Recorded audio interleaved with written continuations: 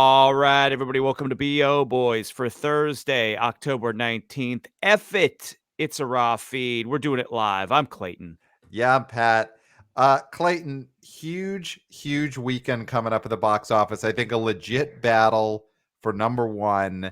And it's going to be a battle between, last week, Taylor Swift, she took on Joker for the record of biggest October opening of all time. And she couldn't quite get there, it turned out, when the finals came in. She got This, clowned. Just say she, it, Pat. She got she, clowned. she got clowned. She took on one of the biggest movie stars in the world, And, Joker, and she came up lost. short, and she lost.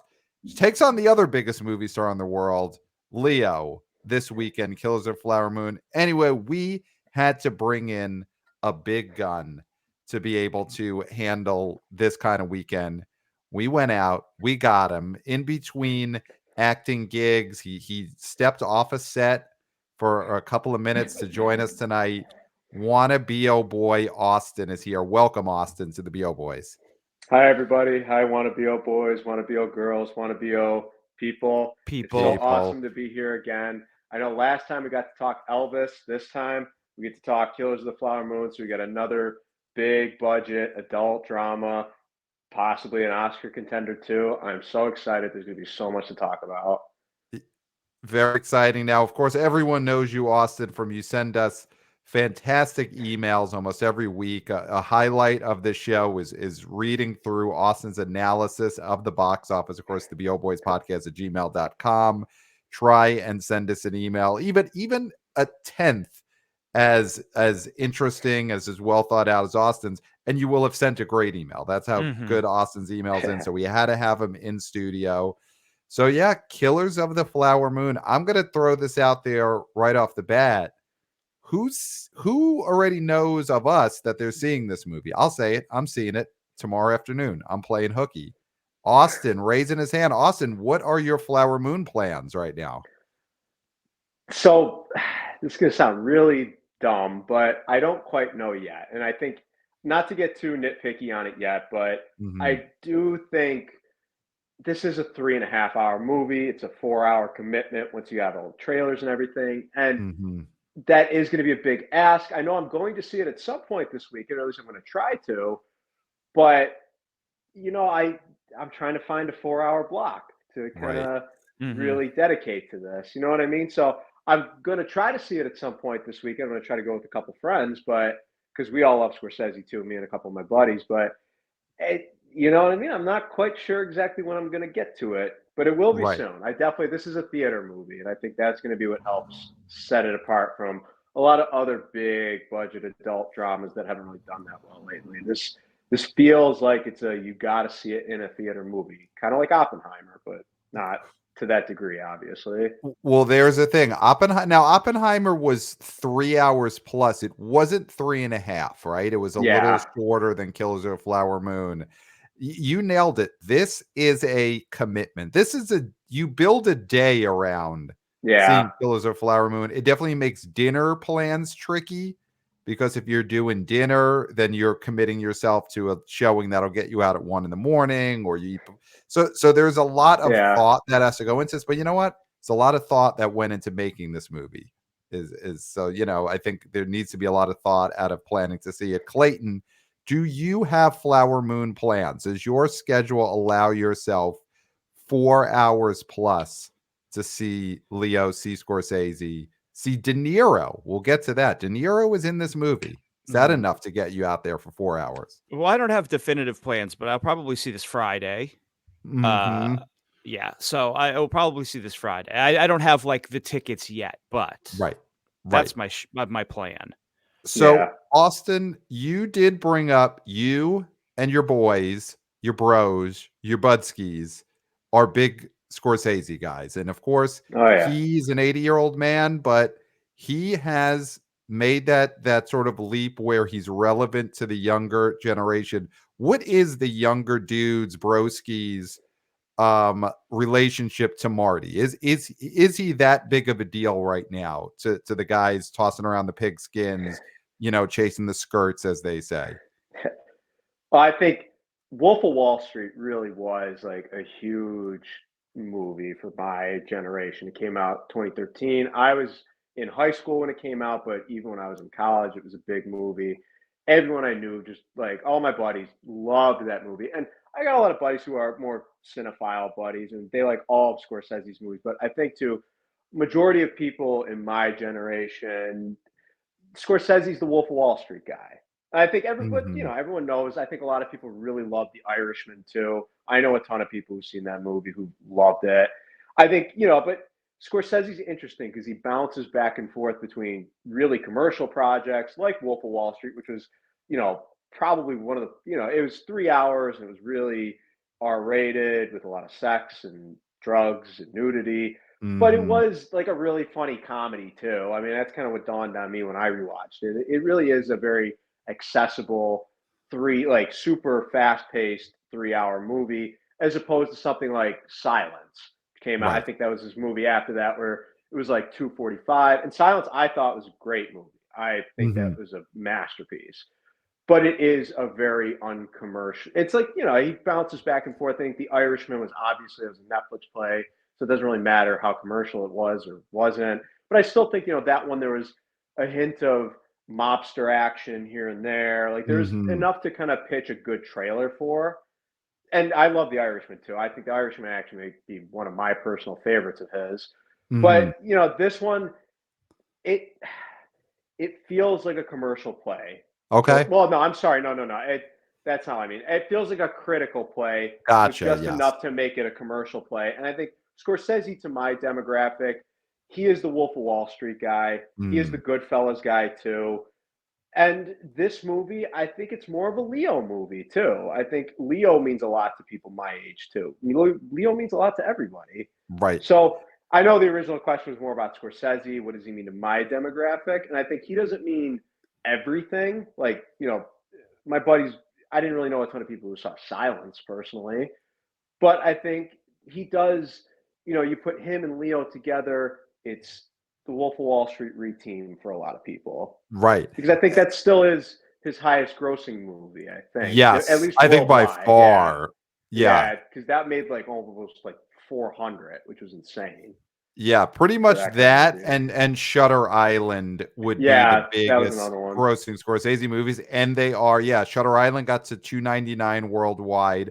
Wolf of Wall Street, $389 Yeah, million worldwide. Just an insane. absolute monster at the box office. And I think Yeah, you nailed it. It's Scorsese and Leo as the team mean a lot to people 30 and younger. And Scorsese and De Niro as a team mean a lot yeah, to people who are older and maybe going to see their last movie. So this is a movie that has that ability to just overlap many generations of cinephiles, of guys, of girls, of yeah. people, People. and People. and and I think that it is a critical play that should have enough box office elements to. This is not going to be in that Silence, Kundun, No. bringing out the dead category Yeah. for Scorsese, Boxcar where it is Bertha. it's not going to be a Boxcar Bertha Yeah. situation. There's no way Apple Plus would allow anything to be a Boxcar Bertha situation, but this is not gonna be. It's not being promoted as a fun romp the way Wolf of Wall Street Yeah. or even a Shutter Island was. So, like Clayton, obviously you're planning to see this, but do you think that the tone of this movie, the fact that it seems to, not advertising fun, and again, we've said this before, it's Scorsese, so somehow there will be funny elements in this because he's the greatest Yeah. comedy director who's ever lived, but this is a movie that definitely does not seem as fun as a Casino, Wolf of Wall Street type Yeah. romp. Do we Yeah, think that's going to affect the box office? but I'll push back a little bit. Shutter Island was not promoted as a romp. It was Not promoted as a romp, but as a serious a serious film starring, Leo and directed by Scorsese, based on a novel by, I believe, Dennis Lehane, who was he's had many successful adaptations of his work.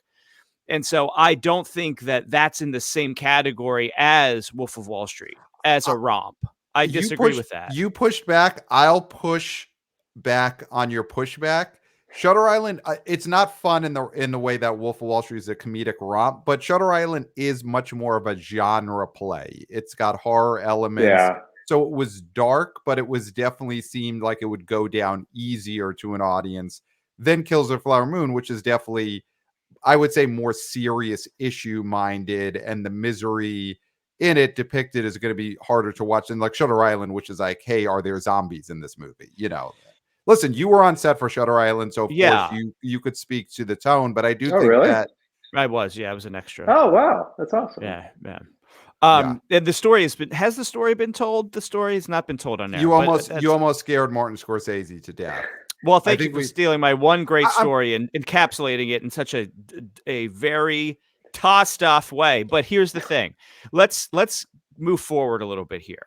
Okay. I do agree that Flowers is closer to a Silence than it is to a Wolf of Wall Street, in the sense of it is not one of his most challenging movies, like you said, like Kundun, like Last Temptation of Christ. But my thing is, people have a appetite for it now because Nolan's Oppenheimer did not look like a romp. It looked serious. And Nolan is not a funny guy. He does not have humor in his movies. So, yeah, of course, this is going to be funnier than Nolan. But there is an appetite for this now. I would say if Oppenheimer wouldn't have come out and did what it did, I would say this movie there's no appetite amongst young people for this film. But I think we're at a tipping point where the Marvels looks like it's going to be a bomb. The people who used to see those movies are coming of age. The elder millennials are now the only people who want to see those movies, or like maybe little kids. I think the Gen Z look at Marvel as doofy, as stupid. They want their IPs, which is video games, and they want serious films, right? By serious directors. And that's Scorsese. Now, Scorsese's not Nolan, because Nolan only does sort of like big, Oppenheimer is a little bit of an outlier there because it is like it's not some sci-fi sort of weird thing that he's come up with, it's a historical, picture of a person. Scorsese has done historical before. I said this is going to be for the History Channel dads. You push back on that because of the seriousness of the topic. I also disagree. Well, just that it doesn't have History Dad like top tier IP, which is Hitler or Jesus. Yeah, they're the main IP for History Channel dads. I mean the aesthetic of this the Batman. Joker is the Batman of the History Channel. Yeah.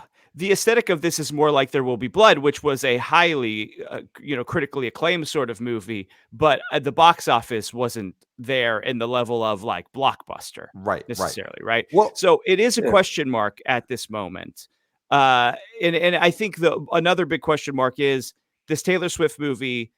Is it going to have any legs at all? Like, is this going to be something that people are still talking about this weekend, or is it going to be an afterthought? Yeah. And I think that's going to be the thing that has been taking up a lot of conversation. And will all these great interviews that Marty has been doing, will they be able to cut through all the hype and all the noise and all the, I'll say it, noise pollution of this Taylor Swift launching of this, I won't say movie, I'll say special event. Okay. Well, listen, Clayton will get to this as starting to build a bit of a grudge against the Taylor Swift movie for things he's realized about building. So we'll get to the Taylor Swift. In terms of Taylor Swift affecting the opening weekend of Killers of the Flower Moon, obviously they'll be battling for ranking, but I'll toss to you, Austin. Do you think the Taylor Swift movie just being in the theater has any effect on whether people will go see Killers of Flower Moon? Does it take away any of the audience? Are there any tween girls who maybe wanted to go see their heartthrob Leo, but instead are going to see Taylor Swift, or do the audiences not overlap at all? A week ago, I would have said maybe, but after last weekend's results, I don't think so at all. Honestly, everything last weekend, well, because I emailed you guys, I completely whiffed Taylor Swift. I said, I think it's going to do 180 plus. It's going to decimate. I thought The Exorcist was going to make like $7-8 million. I thought everything was going to drop like 60+%. Last weekend, honestly, those are some of the best holds in the top 10 that like any of these movies have seen in like forever. Saw X doing like 25%. Amazing. What is the stupid Kenneth Branagh? Sorry, the Haunting Death in on the Venice Nile. dropped. Yeah. Oh, Haunting in Venice. I'm sorry, Haunting Haunting in in Venice. Venice. Yeah, that dropped like 20%. Yep. Exorcist didn't even have that bad of a drop. I mean, it looks like No. it's really not affecting anything else. I was more worried because I was like, well, if it's going to destroy all the screen counts for everything and stuff like Dumb Money is going to be playing once at like 10:30 in the morning, like that didn't really happen. I mean, everything kind of held okay. It seems like it's really just playing to that one specific base. I mean, even like The Equalizer is still in the top 10. That thing is like a month and a half old. Like it helped. It had a good hold. Like I think this is going to absolutely not affect Killers of the Flower Moon at all. I was even like, oh, are these crowds going to be so rowdy? And there's going to be, reports coming out. There's going to be a lot of viral TikTok videos of people just running around, and that's going to dissuade people from going to see it. And it's like, no. I mean, there's been videos of people dancing in theaters, but it's been fun and funny. There's been no like, oh God, I'm just not going to go to the movie theater this weekend because it's going to be a chaos scene and it's going to be really annoying. You know what I mean? Like, it's not like, Right. I think that older audiences, I think a lot of audiences, that Taylor Swift movie is just for one audience, and the audience is going to love it. And I think it's not going to have a horrible drop this weekend. I think it could actually have an okay hold, but yeah, it's not really going to affect Killers of the Flower Moon. I think everything else in the top 10 is going to hold again good this weekend. Yeah, I mean, they're definitely different audiences. The Taylor Swift opening weekend, the story really turned out to be the huge percentage of that opening weekend that was pre-sales, the Yeah. small amount of walk-up business that you would have for a normal movie. Probably going to be similar in the second weekend. I'm going to see that movie on Saturday. I've had these tickets bought for about a month at this point. So I think the second weekend is going to be a lot of people who already had plans to go. And yeah, the viral TikTok videos of people in the crowd, the little girls dancing at Taylor Swift, I don't think they're going to scare any of the older viewers because they, like you said, they were happy. There were no little girls punching old people, no little girls pushing old people to the ground. So I do think the old Scorsese De Niro fans won't feel threatened by the Taylor Swift tweens, which was a possibility depending on how things broke last weekend and what kind of videos came out. But I don't think it's going to dissuade anyone. So Leo, we haven't talked much about Leo. He is the difference between this being Scorsese, a Scorsese movie that could open to 25 million plus, and Silence. If this is Jake Gyllenhaal or Andrew Garfield instead of Leo, we're probably looking at a movie that came out in a platform release and is opening to, 9 or 10 million. So you look at Leo, is he able to, what do we look at as the threshold here? He opened Once Upon a Time in Hollywood to 41 million back in July of 2019. I think we all agree 40 million is not even a consideration here, but is 30 million realistic? Is that where we think Leo on an opening weekend should be? I mean, and Leo's a guy who, he's not someone who is guaranteed 50, 60 million. He's a movie star who opens well and then has long legs. So what do we think Leo means here? What do we think Leo guarantees? Does he guarantee 20? And then from there, it's a 10 to 15 million dollar swing where he could get you over 30. Is that kind of what we're thinking? Yeah, I think it really is. It depends on the movie too. If you have Leo in Once Upon a Time in Hollywood mode or Wolf of Wall Street mode, where he's not, I don't want to say hammy, but he's being really funny. He's being really charming. He's giving a movie star performance that's fantastic and Oscar worthy, but it's definitely, he's being a movie star. Right. And in something like this, where he's also being a movie star, but the movie itself is just, it's 3.5 hours of a slower paced drama period piece. I think that does kind of negate where it's like, okay, is this going to do 40 or is this going to do 30? You know what I mean? I Right. think that 10 million swing really is the movie. And I know The Revenant was also a very heavy, dramatic period piece, but The Revenant was that was the Oscar buzz, I think, totally just took that movie to And the the bear scene. stratosphere. Yeah, and the bear scene. There's nothing that we know about Killers of the Flower Moon that is taken hold as much as, let's just say it, people thought that Leo was going to get raped by a bear on the big screen, and that drew a lot of eyeballs. That movie opened to $39 million in its Yeah. wide Yeah. release opening, and then held to make $31 million the second weekend. I mean, Leo is a god tier all time box office movie star. So my overall, we'll give our predictions later, but my thoughts are you gotta be, or at least I am, you gotta go the over on this because Yeah. it's still Leo. And movies have changed since 2019, 4 years since Once Upon a Time in Hollywood. I get that. And Brad Pitt's not standing alongside him, and it's not it's not a guaranteed fun time, but I can't bet against Leo. The guy is an all-timer. He's up there with Joker. He makes himself special. I mean, he didn't have anything over the pandemic other than Don't Look Up, Mm-hmm. which Oh, I was a forgot about Netflix that movie. actually. Yeah, and it was a hugely watched movie on Netflix, Mhm. which whatever Yep. that means for anything. Yep. But otherwise, he hasn't done anything else. He just does big movies with big directors is what he does. And that could be looked at as a big movie with a big director. It just happened to be on Netflix. Nothing has happened to make him less special than he was Nope. pre-pandemic. Nope. Nothing. Nothing. No He didn't scandals. slap he No, didn't slap anybody at the Oscars, he right? didn't get slapped. He didn't get slapped. He didn't get slapped. He No, didn't host the Oscars. nope. He didn't host the Oscars. He is still dating the same. He still has the same age cutoff for his dates. He Right. still has that. Nothing's changed. He hasn't gone up to 30-year-olds. He hasn't done anything like that to Nope. worsen his image. Nope. And so there's nothing to make me think that his star has waned in the least bit. So I think you're guaranteed 20 from Leo. You're just guaranteed $20 million of people who want to see the biggest movie star next to Joker in any Yeah. film.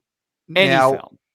Now, the SAG strike has been a big story of box office this fall. Of course, Clayton, you are a SAG member in bad standing. Bad standing. You owe them a lot of dues, and the dues just keep building, and that probably isn't going to change anytime soon.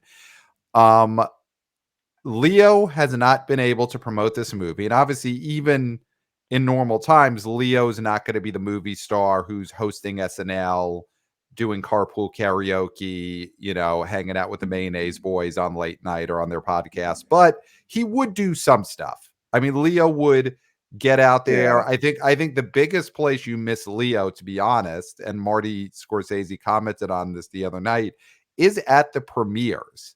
Because Leo's the type of movie star that new photos of him and his latest 26-year-old, those are worth more than guesting on the Tonight Show.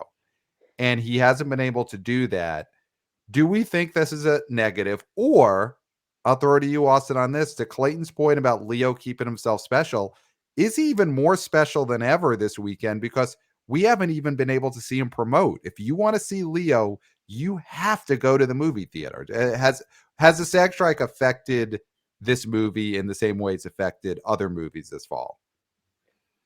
I do think a little bit. I never would have, honestly, that's a really good point. I never would have thought of that, but I do think the strike definitely affected it a little bit. I mean, not by like a ton, but maybe with the SAG strike over, could have did 35 with all the actors out there promoting. Like, I think Leo would have been a big thing for this movie. I think especially too, if Leo can get this movie to 30 million, this 3.5 hour period piece drama with there's going to be no real escapism. You're probably going to feel pretty bad watching it. Yep. It's going to be a great movie, but it's not really something that you want to like go out on a Saturday night and see. If he can get this to 30 plus million, that is such an affirmation of his stardom. But I think, but like it's with Leo, and I think also De Niro could have had a nice little comeback story with this movie. It's him and Marty teaming up again. I mean, Yep. especially I know The Irishman was a big comeback movie for him. Like comeback, I guess it's ridiculous to talk about De Niro like that, but De Niro. Generally, a lot of people have seen him doing goofy comedies and Mm-hmm. subpar thrillers, and Mm-hmm. you know what I mean? I think this could have been a nice feather in his cap of like, oh, well, De Niro's back. He's doing a nice big prestige movie. He's giving a great performance. He's with, a director who really just, they're famous together. And Right. I think another one too, I feel bad because I think Lily Gladstone, this could have been a big, well, this Yeah. probably will be a big breakout for her, but I think, having the red carpet out for her, Yep. maybe there was a piece in the Hollywood Reporter about her life, stuff like that, little stuff to Right. really prop her up as a big movie star that could have really helped, I think. Yep. I think she'll have her run on the red carpets during award season. So she Yeah. definitely Oh, yeah, will get out there. definitely. I do want to, though, and Austin, you're young and I love that for you. But I do want to warn you against ever thinking De Niro will come back in the sense of only doing serious great work, because Yeah. we've all fallen for it. It's happened to every single one of us that we were like, oh, now that he's with David O. Russell, he's not going to do a movie Yeah. where he's jerking off in front of Zac Efron. And it's Right. like, it's going to happen a year, 2 years from now. He will be an adult diaper, and he will defecate in an adult diaper in Yeah. a movie, in a comedy. So I don't want you to get your hopes up, and I don't want your, soul to feel crushed the way our souls have been crushed. So just make sure you're ready for that. That will happen. Yeah. I'm ready. I'm ready. I've been Yeah. through it too. I was there, Silver Linings Playbook, when he came out. I thought he was phenomenal with that. I saw that movie with my dad. My dad was a huge De Niro fan, and he was like, Mhm. "Oh my God, De Niro, he's back!" And then 2 years later, he's doing Dirty Grandpa and The Yeah. War with Grandpa, and I mean that saved box office back in fall Yeah. 2020. But I mean, that's a great film. That's a great film. yeah, let's yeah. not- All right. Mostly just a lot of goofy comedies, a lot of subpar thrillers, a lot of like, all right, when's another paycheck kind of thing. Right. But Right. yeah, I get it. But so we prepared. all I'm have to be prepared. ready for that, and it will happen. I mean, listen, if it happens with War with Grandpa Part 2, that's a the best of all worlds, because we all want Yeah, that to happen. The box office I'll go needs see that to it. happen.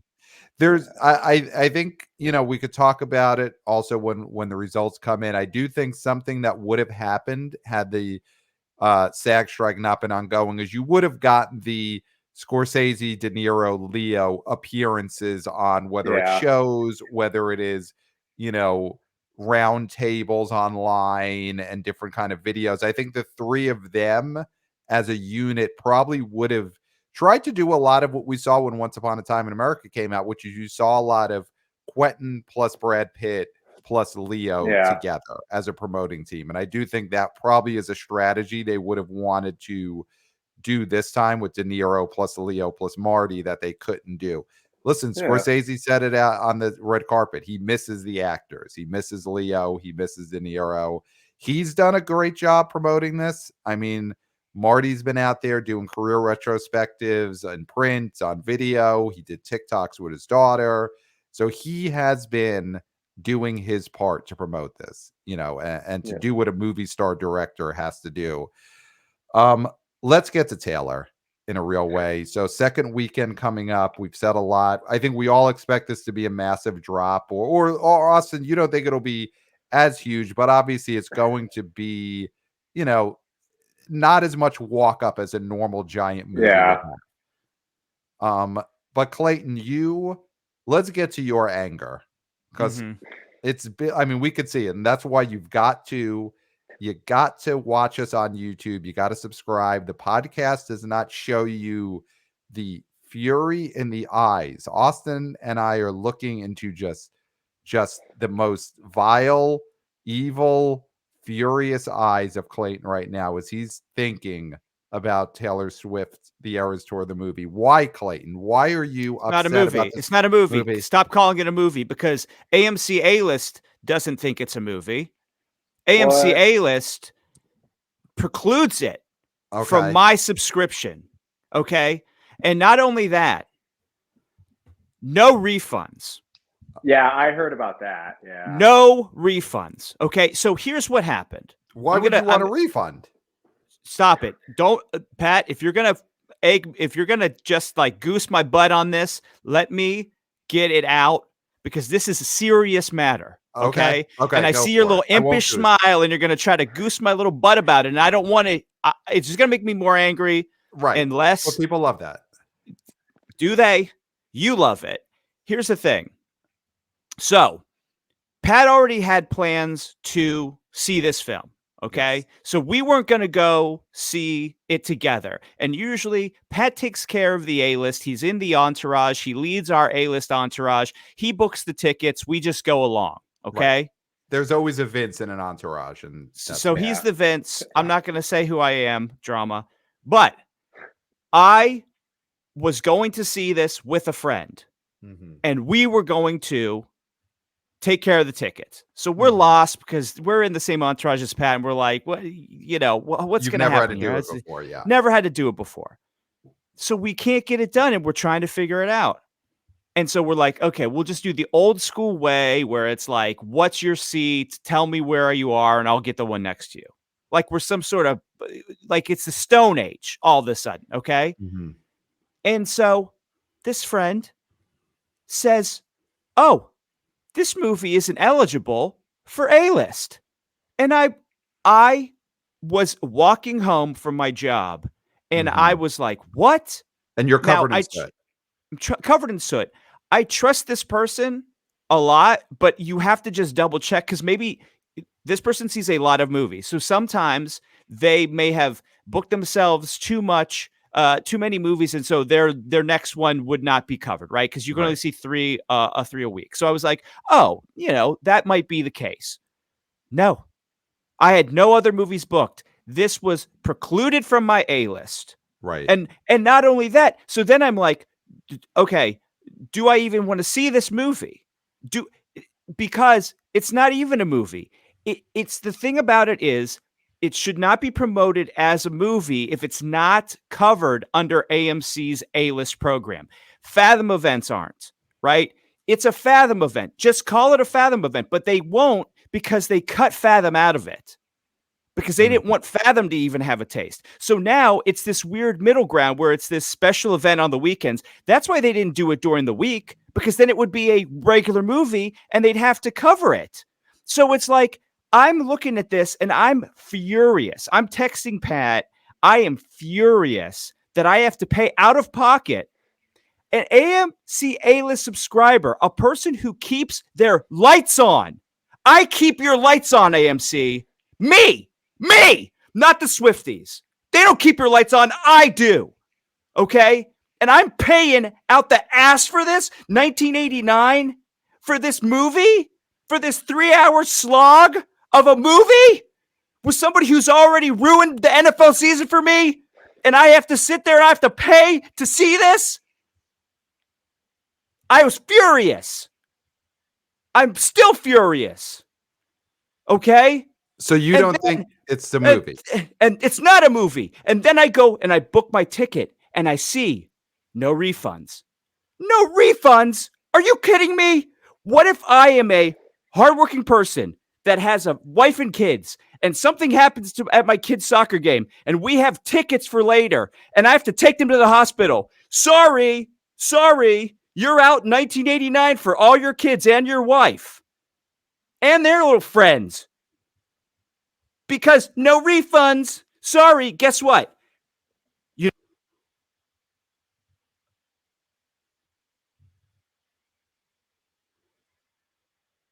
Oh boy. I think he's blown out. I think he's blown out all of his equipment. I have never seen anger like this. And I have watched people be beaten in the street near to death. And I've never seen this level of anger. Austin, have you tried, are you an AMC A-list member, Austin? No, so we actually have no AMCs around me. The closest AMC is like 30 plus minutes away. So I'm a Regal Crown guy, or whatever, whatever it is, the Fast Pass, or whatever the Regal subscription thing is. I have that, and it's the same thing. Yeah, you can't use that for this Taylor Swift movie or this Taylor Swift documentary, whatever. You can't get a Right. refund. I heard about all of that, and I think it is absolutely ridiculous too. Okay. Especially to be paying $20. So I'm with you, Clayton, on that one. That is absolutely ridiculous.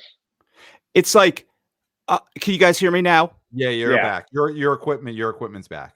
And I was not doing an impersonation of the "Can you hear me now" guy. That was just a normal thing. I'm not. This is not. I'm not talking about struck work. I'm not doing an impersonation. I can't. I'm an actor. I can't do impersonations. I was just saying a phrase that people say. Right. Okay.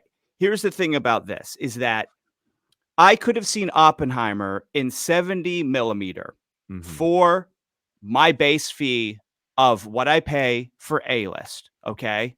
That is a movie. That is a film. I could see Killers of the Flower Moon in any sort of format I want. It's taken, it's covered by my A-list. Why? If this is a actual movie, if this is a true film, why is it not being covered by A-list? It's greed on the part of Taylor Swift. And it's greed on the part of AMC. Clayton, she saved movie theaters last weekend. She saved movie theaters. You know who saved movie theaters? You know who's saving movie theaters is the person who pays almost $30 a month, even if I never go see a movie. Those are the people. It's on the backs of those people that the lights are still on, not Taylor Swift. How dare you, Pat? So you're an A-lister. You would say I'm the savior. I'm the savior of the theaters. You're the savior of the theaters. The A-listers are. We're the ones who pay. What about the Swifties? Don't you dare. Because they bop in for one weekend and bop out. I'm there in the trenches. When there's no movies because of the SAG strike, when we're back to how it was in 2020, 2021, who's going to still be an A-list member? I am. Maybe, or maybe I'll cancel. Maybe I'll cancel because of this, because this is atrocity. This is offensive to me. So then I think if the SAG strike, or the production shutdowns affect the release schedule, I think we're just going to need more Taylor Swift films in the theater in 2024. We're going to need those Swifties to come through again the way they did this past weekend. You $90 million. You cannot take advantage of your fan base for that long. But unless you're Kiss. Loving it. Unless you're Kiss. Kiss can do it. People are, buried in Kiss coffins. Will people be buried in Taylor Swift coffins? Who knows? I don't know. Okay. Yeah, we're decades away from learning the answer to that. But what I do know is before we tout this person as a savior, think about the people that were hurt. Think about the hardworking men and women who had to pay out of pocket for this when they didn't expect it, when they already have a subscription. And if anything happens in their life, sorry, no refunds. Are you kidding me? Sorry, no refunds? No refunds is galling. That is terrible. I could get a refund on Scorsese. I could get a refund on Nolan, but I can't get a refund on Taylor Swift and whoever directed this. I don't even know who the director is of this movie. Was it AI? Did she just have robots shooting this film? Come on. No, who knows? Major motion picture that made $90 million last weekend. If it was a named person, we would know. If it was Bo Burnham, we would know. It ain't. We don't know who directed this movie. Okay? If you don't know who directed a movie, then it's not a movie. Who directed Casablanca? That's that's a bad question because it's fucking some jobber from who knows? That's not a movie. That's a film. Stop it. So are you saying, listen, Austin, obviously you say you're with Clayton in the sense that it's a disappointment this wasn't offered on A-list or on the Regal plan and that there's no refunds. But do you go as far as Clayton as to say that Taylor Swift, The Eras Tour, the movie, is not actually a movie? It's not eligible for Best Documentary at the Oscars. So, what is this thing? It's a concert film. It's a money grab. Oh. We should meet in the middle and say it's a Fathom event. It's a Fathom event. Yep, but guess who didn't get any? Fathom.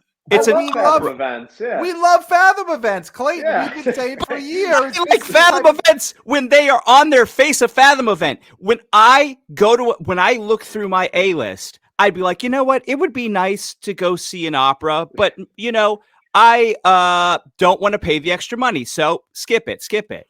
Right? If I wanted to pay extra money, I'd see an opera. I'd see movie like music that lasts forever. Okay. Right. That's what I would go see. That's what I'd pay $20 for, 1989 for, or whatever. That's what I would pay for an opera. That's real culture. That's worthy of the church that is the theater. The 1989 though is a nice little in joke that her fans appreciate. Yeah, of course it is. Of course it is, and that's great for them. But it ain't great when it comes out of my bank account. I'm gonna stare at that 1989, and I'm gonna know what she did to me. I'm gonna cut that. I'm gonna print that out. Right. I'm gonna print it out, and I'm gonna put it up on my wall, and I'm gonna circle it so I can look at that 1989 on my Discover card, and I'm gonna say, "That's what you did to me." So is your issue though that Fathom, the company Fathom, did not get a piece of the profits here? Because that's really the only difference, is that her at AMC did not deal with a middleman. We know as moviegoers that what Fathom events are, they are not within the bounds of our A-list. It's an agreement. We said that. When we signed it, they said, well, you're not going to be able to see operas. I'm like, okay, that's fine. I understand. Right. You're not re-releases, some re-releases of the Fathom events, you're not going to be, okay, I understand that. Right. Right. You can't see Clerks 3 with A-list. Oh, shit, because that was a Fathom event. You can't see the new season of The Chosen. You can't see the new season of The Chosen. But guess what? Those are films. We knew it. We knew it going in. I knew that was an event that I would pay out of my pocket for. Clerks 3. I knew that was something that this came out of nowhere, because in the way they pushed this on us was that it's a real film. This is a real film. It's getting a real release. They didn't make it seem like it was something special. It was going to be an actual film. That was words they used in the articles. It's a real film. It's not a one weekend event. It's not a Fathom event. That was what they said. And then they go back on it by saying, oh, well, wait, but I mean, it is a special event. It's different. It's not a real movie. It's one of those things you have to pay for extra. And I have no problem paying extra for a film, because I did for Clerks 3. And if the USB drive that they had sent had not been corrupted, we would have seen it that night. Instead, we saw Barbarian, and it's a great film, and it was a great night. Yeah, go back to the archives of the BO Boys to hear all about that. It was a very memorable episode, Clerks 3 and Barbarian. Yeah, and the faulty USB. But here's the thing, is that this was not up front. It was not up front that everybody, the base, the people who keep the lights on at AMC, the A-list subscribers, would be pushed out and said, oh, guess what? You're going to have to spend an extra $20. So now my subscription for this month is $50 because of this movie. Right. It's not fair. It's not fair, and it's exploitative. It's exploiting hardworking people, and I am against that. So just to put a bow on this, do you currently have a ticket to see this film with our friend? Are you and she, you and her, you and they, you and people, are you going to see this movie? Do you have a ticket? Yes. And the reason why is because that is about the relationship I have with a person. Right. Right. I was not going to bail on this person because that's the kind of person I am. Right. I am not going to bail on a friend who wants to see a movie that we had made plans to see, even under the understanding that this would be part of our A-list. So I would not back out because of those reasons. Right. If it was just me and I was seeing this because of that stupid Twitter poll that I still have not gotten IP addresses of the people who voted. Well, I don't think you were ever going to get the IP addresses of people. I asked for the IP addresses. If it was just about Twitter, I wouldn't have done it. but this is Right. about a personal relationship with somebody that I care for and respect, right? Well, here's what I'll say to that, and that is great, and that is true, and that is the kind of philosophy that is shared more than anyone by the Swifties. Friendship bracelets, and I am glad that much like the Oh, Swifties, a friendship is parasocial paramount here. relationship with somebody you don't know is equivalent to a maybe 12, 13-year friendship with somebody else in The real life. bracelets are the bracelets are the bracelets. So friendship is for the Swifties, and it is for Clayton and his unnamed friend. So I just want to, before we get to our predictions, I want to get a temperature check on something coming out next week. People are really buzzing about this movie. I just corresponded with the great friend of the show, Podcast Jesus, Kirk Minahan, chatting me up about this film. He's got people in a younger generation who've been telling him Five Nights at Freddy's, Five Nights at Freddy's, Five Nights at Freddy's. And right now, and obviously things could change, schedules to be on the next episode of the show. So we'll get some more direct from Kirk, his thoughts on Five Nights at Freddy's. But Austin, you are the prime demo. You are the gamer generation. Let us know, what is the temperature right now for the bros, the broettes, the young people as we are a week out from Five Nights at Freddy's? So, full disclosure, I'm not a video game guy. I have Okay. never been a video game guy. I haven't played video games since whenever the PS2 came out. I think was the last gaming system I Mhm. had. So, I honestly didn't even know this was a game. I Okay. thought, since it's a day and date thing for the longest time, I thought it was like not even Blumhouse. I thought it was like a Blumhouse tilt production, like Mm. The Darkness or Slight, like stuff that opened to like 3 to 5 million. That was fine. Made like 8 to 10 domestic, made a little profit, whatever. So I was like, oh yeah, was this gonna open to like 7 million maybe at Halloween weekend? It's day and date on Peacock.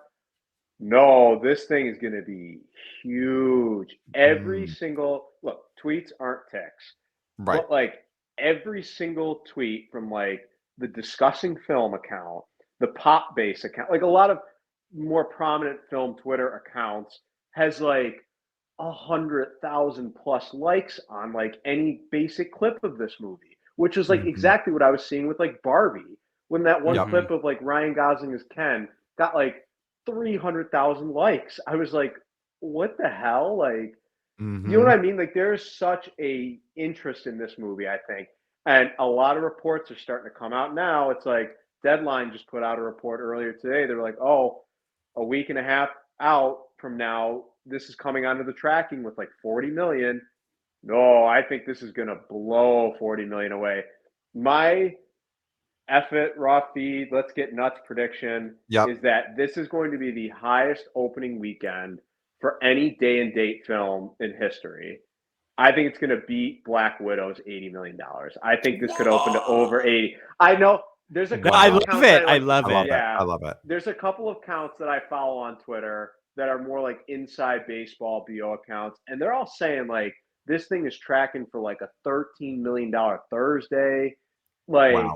it is like pre-sales for this are insane. Like this thing, like it doesn't even matter that it's on Peacock. It does not matter like at all. I If think these kids don't have there's, Peacock, they don't yeah, know if no they have one, Peacock or yeah. not. Yeah. I Right. don't think anyone cares. I think Universal was probably treating this like it was a joke, which is why they put it on Peacock. Like they didn't know what they had, and just I I keep seeing so much interest in this movie, man. And I'm like, Box Office Pro, even their long range forecasts, it keeps going up by like 20% each week. Like, I'm interested to Wow. see what it is tomorrow. Like, right now, I forgot what the exact number was, but it was like 43 to like 60 is their Mm-hmm. range right now, which is nuts a week and a half out. And just the fact that it keeps going up and up each weekend, I think Halloween weekend next week, too. I think this is a movie. Look, I don't know. Like all due respect, I think this movie's probably not great. You know, what I mean, I just like I was Mhm. kind of assuming it's just not Mm-hmm. really all that great. But I think fans are going to love it. I think it's going to be something that this audience is going to just absolutely like lose their minds for it. I think it's a kids thing too.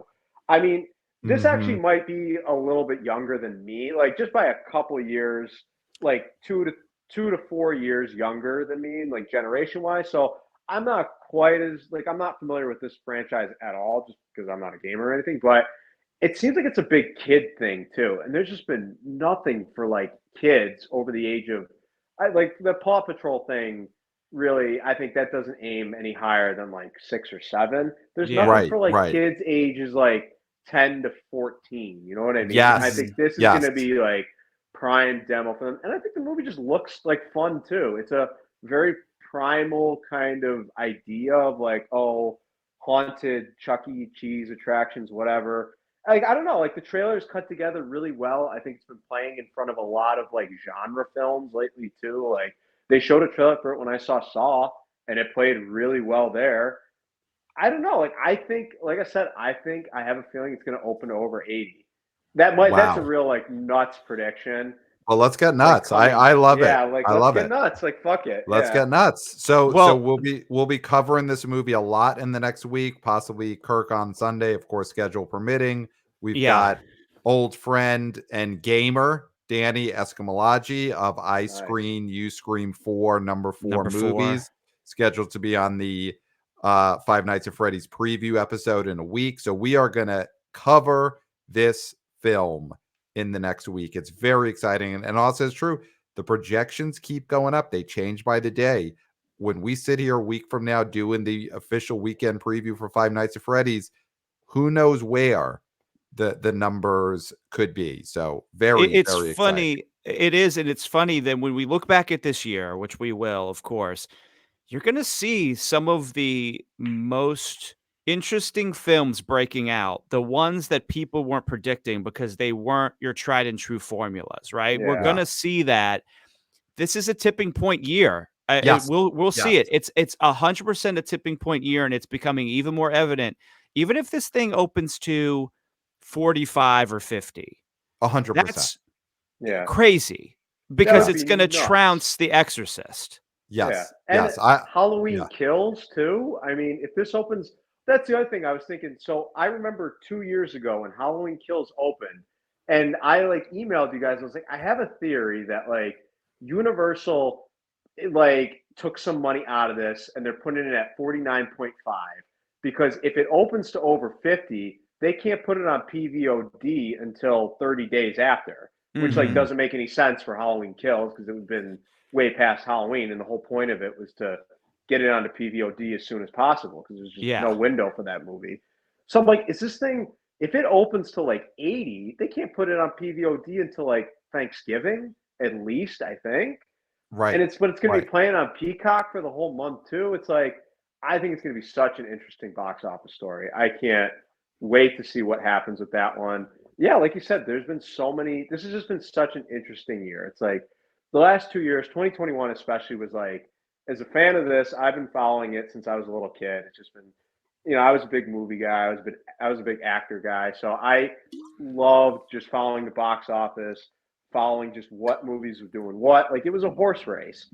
Mhm. And 2021 was a little, disappointing because things just weren't doing as well coming off of COVID. And 2022, it's like only the big, like there's such a massive, ridiculous gap in the box office when you look at it too. It's like, oh, the top 5 movies all make like 350, 400, and then I think 6 for the year is like Elvis with like 150.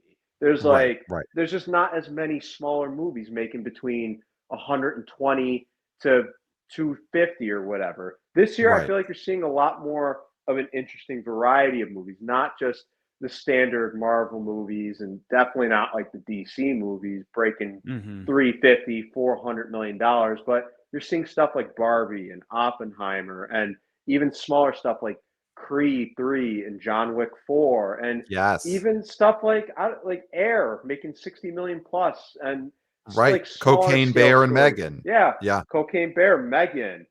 There's another big one that I know I just can't think of off the top of my head right now, but a lot of like smaller story successes, a lot of stuff that is just propping it up. Like it's getting back to the level of 2019, I think. But Yeah. yeah, just a lot of diverse successes all around. Well, with that in mind, I think it's time for us to give our top 5 predictions for this weekend. Killers of the Flower Moon, of course, is a very, if this does well, this is another sort of like, oh, maybe things are getting back to 2019 Yeah. levels. But I think it's time. So, of course, Austin, as the guest, you get the option of would you like to give your prediction first, second, or third? Can I go second? You could Love go it. second. I have been shocked at what a popular position second has become, but that really has become the de facto choice of the guest. Love it. So you'll be going second. Clayton, would you like to go first? Yes, Or I'd third? like to go first. Of All course I right. would. Number 1, Killers of the Flower Moon is gonna make $36 million. Nice. Number 2, Crater Time for Taylor Swift, the Eras Tour, down Morbius-like 71%. Oh, This wow. thing is gonna be in the high 20s or the low 30s. The only people who are gonna continue to fall for this scam are people who had already paid for tickets one weekend out, like me and Pat and his group that I wasn't included in. Mm-hmm. So we're gonna see a big drop in this film. Number 3, Exorcist Believer. I think this is going to still, it's not gonna have like a 20% hold like Saw. It's probably gonna drop more than that. But I think just by process of elimination, I feel like this one has to be number 3. Mm-hmm. Number 4, because spooky season and word of mouth, Saw X. I'm going Saw X Mm-hmm. over Paw Patrol. Mm-hmm. And I think Paw Patrol is going to be number 5 because the rats still need their cheese. That's my top 5.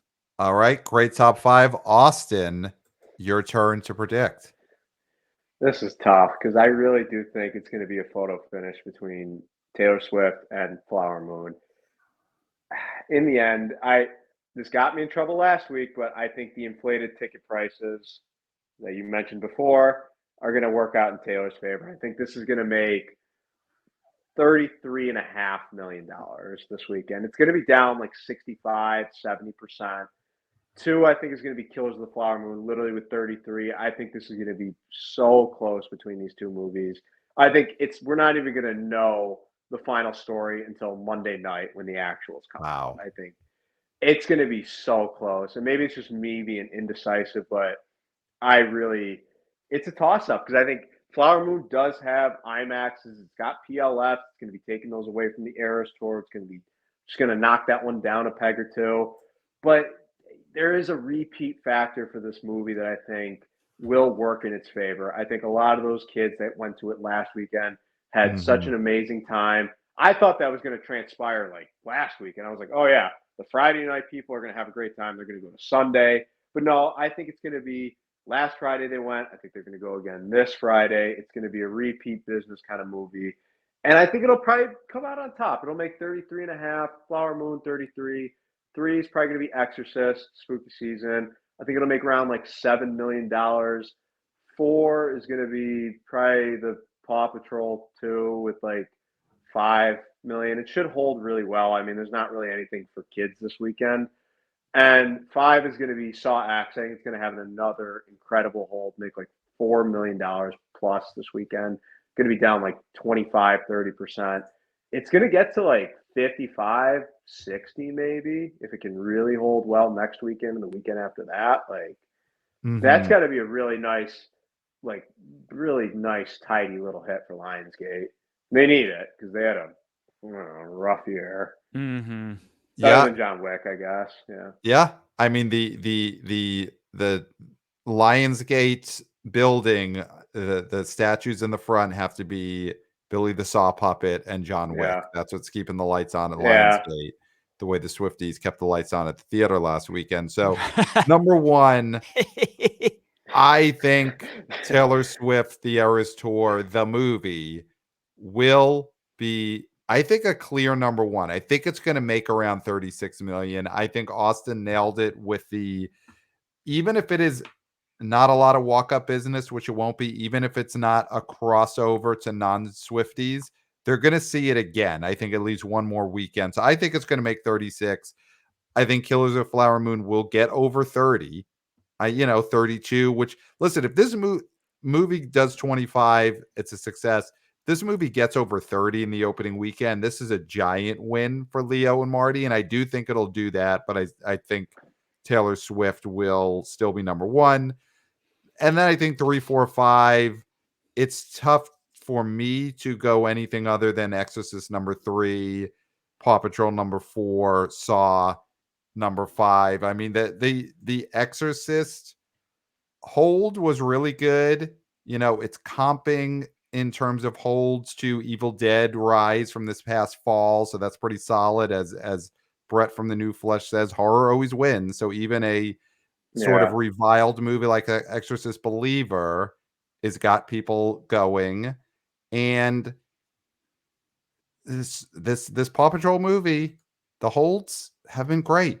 The holds have been great. Listen, it's rats need their cheese, and it's a movie that caters to smaller, younger rats than Taylor Swift does. I mean, these are really young kids. They need this. They'll go to it. So I think it edges out Saw, and Saw will continue to it's an amazing run. I mean, and the thing with the one Taylor of the best Swift holds in movie, the Saw franchise last weekend. the Taylor Swift special event, is that it doesn't matter how young a child is, they still have to pay the full price because and no refunds. Right. So right. Well, of course, because they love the joke, 1989. They love it. And because things never happen. Things don't happen and people don't, have to reschedule. That never happens. I got a quick question for you guys. Do you think there's a wild card this weekend? Disney's putting The Nightmare Before Christmas back in theaters too, like they did with Hocus Pocus a couple weeks ago. Do you think that could do? I think that could do like 1.5, 2 million. Do you guys think it could like really break out? I know. I honestly think Nightmare Before Christmas is probably more popular than Hocus Pocus, but yeah, you think that could do like 2 million plus? Maybe hit the top 5?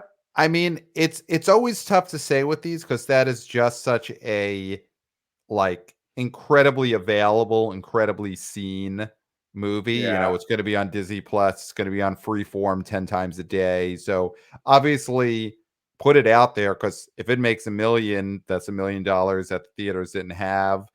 I wonder if the Swifties going to see Taylor Swift takes away a little bit from what Nightmare Before Christmas would have done, with that sort of disaffected youth who buy their Nightmare Before Christmas shirts at Hot Topic. Are they instead going to see Taylor Swift the Eras Tour, the movie? And if that didn't exist, maybe then Nightmare Before Christmas gets to like 3 million. Or do you think there's no crossover there? No, I mean, I think here, I think there's no way it gets top 5 because it would have to make at least like $4 million.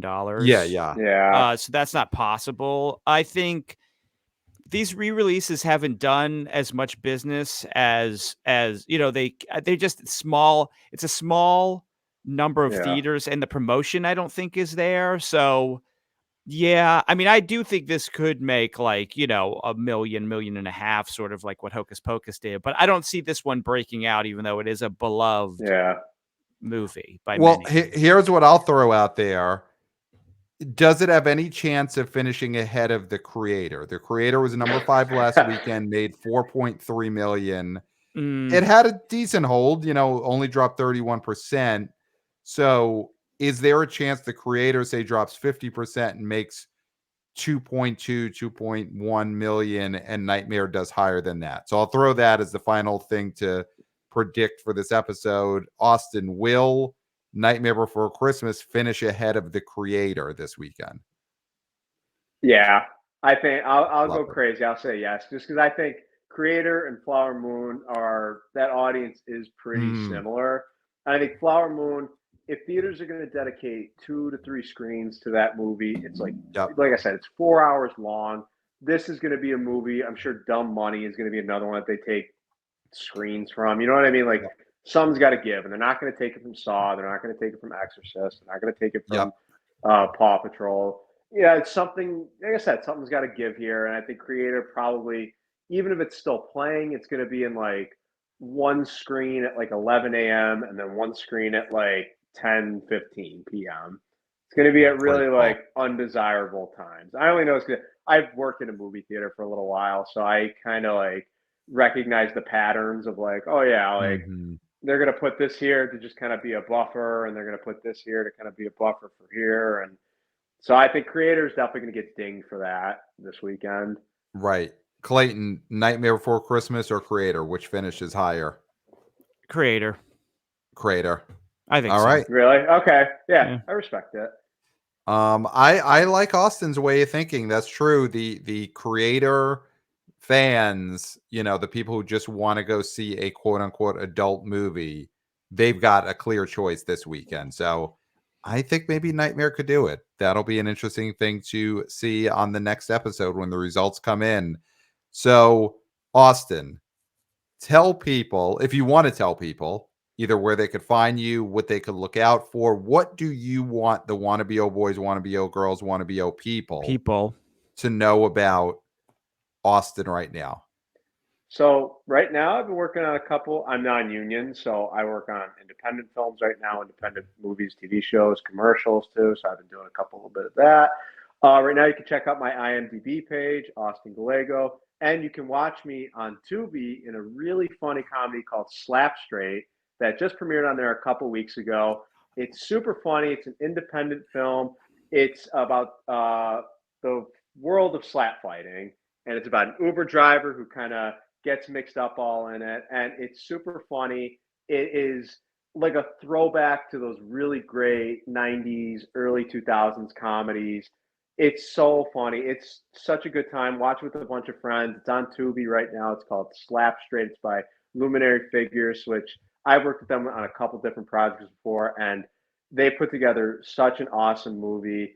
And yeah, you can watch out for that right now. And I've got a couple little things brewing around that I can't quite talk about quite yet. So yeah, that's it pretty much. Oh, that is Nice. so exciting. Slap Straight on Tubi. I mean, that is listen, Clayton, that is a streamer we talk up constantly. You are Yeah, especially a huge fan of Tubi. And this is not just because you have a movie on there. No. I love Tubi. I almost exclusively watch Tubi because they have interesting films from the 80s, the 70s, the 90s that you can't find on the other streamers. yeah. They have an amazing catalog of films that have been sort of lost to time, and you can watch them on Tubi, and plus they have cool new stuff such as your film. I can't say enough about Tubi. Hell yeah. Thank you, man. Appreciate that. This is Tubi so is awesome. exciting. Tubi is great. Yeah, I love it. So listen, everybody, head to Tubi to watch Slap Straight, an old-fashioned 90s style balls out comedy. It is. Speaking It's our very language. raunchy too. Yeah, Oh, I love it. It's good. It's good. It's a really fun time. right. Oh, this is great. I mean, listen, I know what I'm doing the second we get off mic here. I'm going to watch Slap Oh Straight. yeah. Very Oh, hell yeah. exciting. So, of course, after you watch Slap Straight on Tubi, go to our BO Boys YouTube channel, subscribe there. And we are now doing web exclusives. You could see right now, we do something called the after show where me and Clayton, after the episodes, then we go to the rawest of feeds. We talk about how the show went. So the first after show is live. It was the analysis of what happened on our Taylor Swift opening weekend results show where we did the divvying up the millions, and that segment went a certain way. And Clayton and I went off in the after show, which is again a web exclusive. It is only on the YouTube channel. It will never be on the podcast feed. You have to subscribe to see the after show web exclusives. And real quick, because Austin went at it. he listens every week. Yeah. Did Pat bail on the divvying at the end? Did he bail on it? Did he bail on the segment? Austin, yes or no? You did spring it on him a little bit at the last. You second. did? I'm sorry. I love it. All right, Well, we cover this in detail on the after show. Clayton and I went at it. So, of course, go to the BO Boys YouTube channel for that and all the other web exclusives and also full episodes on their clips or shorties, as we call them, with Wannabe O senior intern Christopher cutting vertical clips, putting them on YouTube Shorts. So much content on the YouTube channel. Again, web exclusives, trademark term that we came up with for content that is only on the YouTube channel. So go there after you watch Slap Straight on Tubi. Of course, 5 stars on Apple Podcasts. That helps other wannabe O boys, wannabe O girls, wannabe O people find the show. So 5-star reviews. You could just write, love the show, blah, blah, blah. 5 stars helps people find the show. Follow us on social media at the BO Boys Pod. Wannabe O senior intern Christopher killing it there with the vertical clips, and Wannabe O junior intern Jack providing some great write-ups and predictions that we are now putting out there on the BO Boys handle on Twitter X, and of course the vertical videos on TikTok. So follow us on at the BO Boys Pod across social media, and email us the BO Boys Podcast at gmail.com. We love getting your emails. Next week's guest, Danny of I Screen, You Scream 4, number 4 movies, gave us a prediction. He thinks that Killers of Flower Moon is going to struggle because it's another type of original IP, but with big name stars. They need to go out and promote this movie's awareness through talk shows, but they can't because of the strike. In the end, he is calling the shot that it will make $23 million. So that's Danny's prediction for Killers of Flower Moon. Tough. He's going low, but next week, feel like he's going to go higher when he's talking Five Nights at Freddy's on these airwaves in a week. So email us, the boboyspodcast at gmail.com. Guys, I think we've done it. We have. I can't possibly think of anything that's left to say. No, nothing. Except for, until next time, we'll smell you at the bar.